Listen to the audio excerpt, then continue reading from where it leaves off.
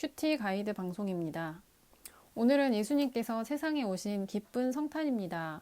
예수님께서 우리를 위해 약속대로 와주신 그 사랑을 기억하며 오늘 말씀을 묵상하길 원합니다.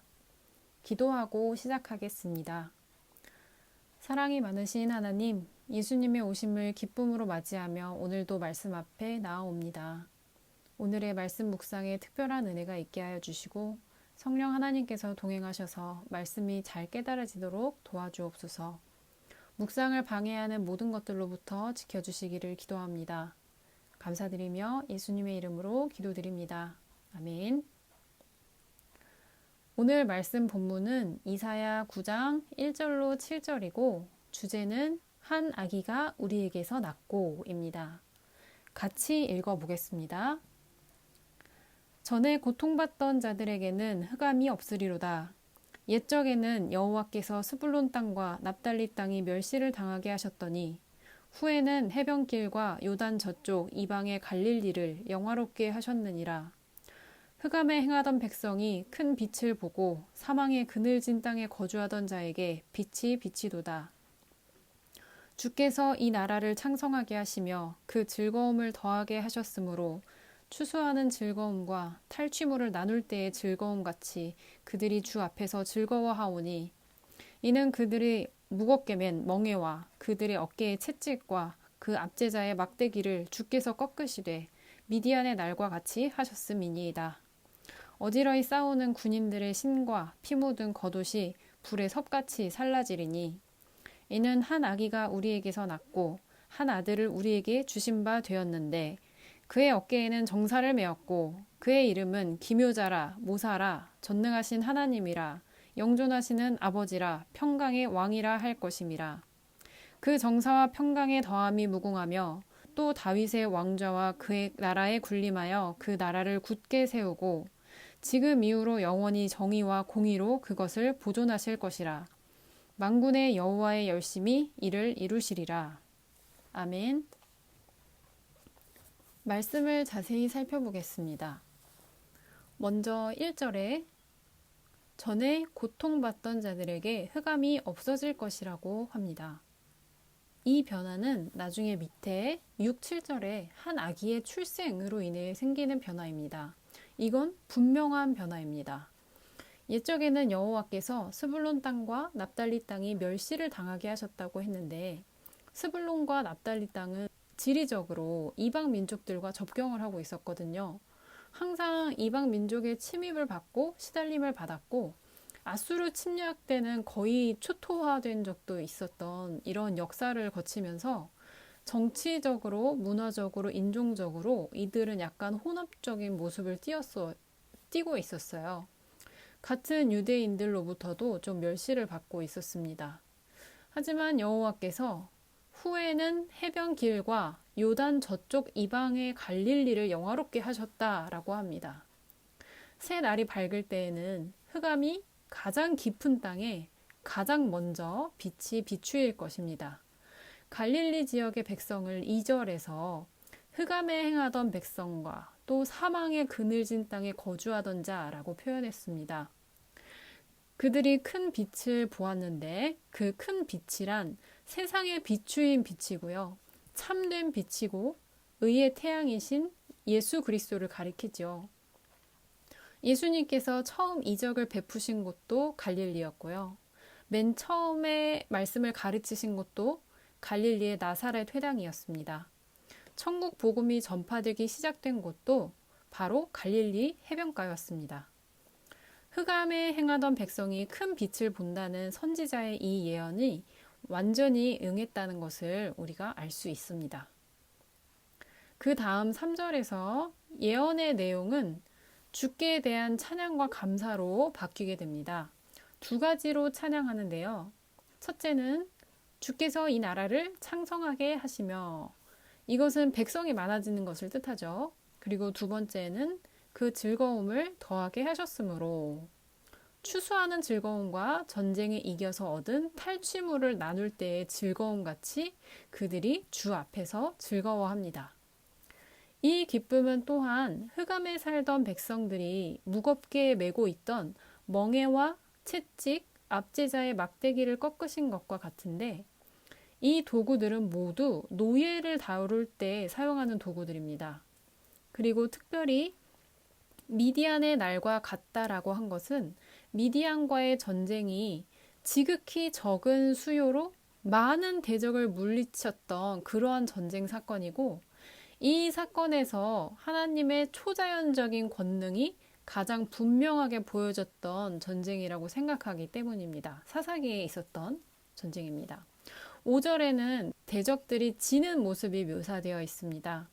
이렇게 구원은 압제받는 백성에게는 해방이지만 압제하는 군대에게는 패망인 것입니다. 그리고 우리는 이 말씀을 읽을 때 이러한 적들의 패망, 즉 전쟁이 모두 끝나고 전쟁조차 사라진 이미지까지 생각해 볼 수 있습니다.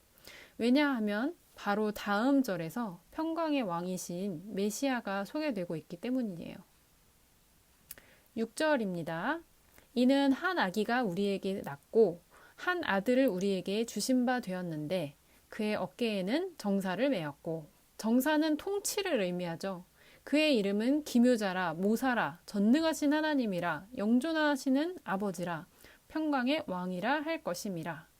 그의 이름을 그 다음에 이렇게 열거하고 있는데요. 첫 번째로 기묘와 모사입니다. 이 둘은 구분을 해서 봐도 괜찮고 같이 봐도 괜찮습니다. 어느 누구도 생각하지 못했던 놀라운 계획을 세우시는 분이고 그 일을 또한 이루시는 분입니다. 두 번째로 전능하신 하나님이라 구약에서 자주 사용된 하나님의 이름인데요. 태어날 이 아기는 하나님의 신성을 소유한 인물입니다. 세 번째 이름은 영존하시는 아버지이다.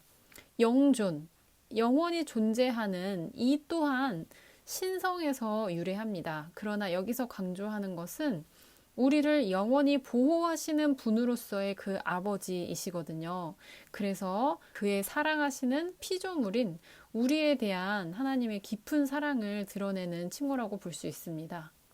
네 번째, 평강의 왕이시다. 태어날 그 아기는 그의 백성을 책임지고 돌보는 왕이라 불리우는 자입니다. 그가 다스리는 나라는 평화의 나라이며 그의 다스림 또한 평화로울 것입니다. 그의 통치는 어떠했다고 했는지가 마지막 7절에 나와 있습니다. 그 정사, 통치와 평강의 더함이 영원할 것입니다. 또 다윗의 왕좌와 그의 나라가 군림하여 그 나라를 굳게 세울 것입니다. 하나님께서 다윗에게 너와 너의 자손이 영원토록 나라를 다스릴 것이라고 약속하셨죠. 사실 이 약속은 장차 메시아가 오셔서 통치할 그 평화의 왕국의 그림자라고 할 수 있습니다. 그리고 지금 이후로 영원히 정의와 공의로 그것을 보존하실 것이라 라고 하셨는데 나라가 영원할 것은 다윗과의 약속, 언약에 기초하고요. 그것을 가능하게 해주는 것은 하나님의 정의와 공의인 것입니다. 만군의 여호와 하나님의 열심이 하나님께서 이 모든 것을 이루실 것입니다. 이렇게 말씀을 자세히 살펴보았습니다. 다시 여러분께서 시간을 가지고 고요하게 말씀을 읽어보시면 좋겠습니다. 구원의 큰 빛으로 이 땅에 오신 우리의 구원자 예수님께서 선지자 이사야의 선포로 그가 누구에게 찾아오셨는지 또 어떻게 오셨는지 그가 누구이신지 우리에게 알려주는 말씀입니다. 다음으로 오늘 말씀 적용을 한번 해보겠습니다. 새 날이 밝을 때 빛은 흑암이 가장 깊은 땅에 가장 먼저 비추일 것입니다. 그리고 하루 중에 가장 추운 때는 해 뜨기 직전인 새벽인 것을 알고 계시죠? 오늘 말씀에서 큰 빛은 가장 멸시받던 땅을 가장 먼저 영화롭게 하셨다고 합니다. 우리가 묵상해 볼 것은 가장 먼저는 저와 여러분 자신에게 적용해 볼 수 있습니다.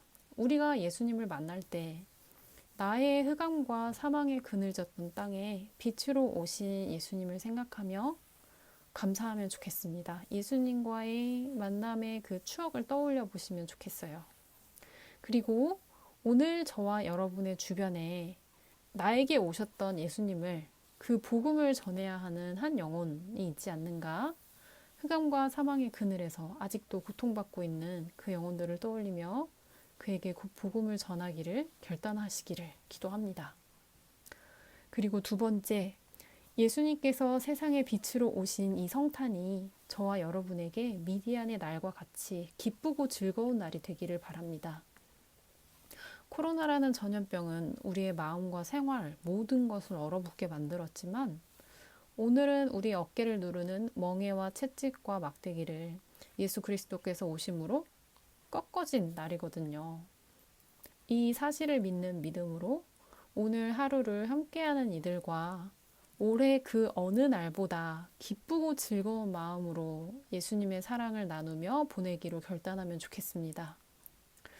또한 예수님의 오심으로 인해서 여러분께서 깨뜨려야 할 여러분의 어깨에 지고 있는 멍에와 채찍과 압제자의 막대기는 무엇인가요?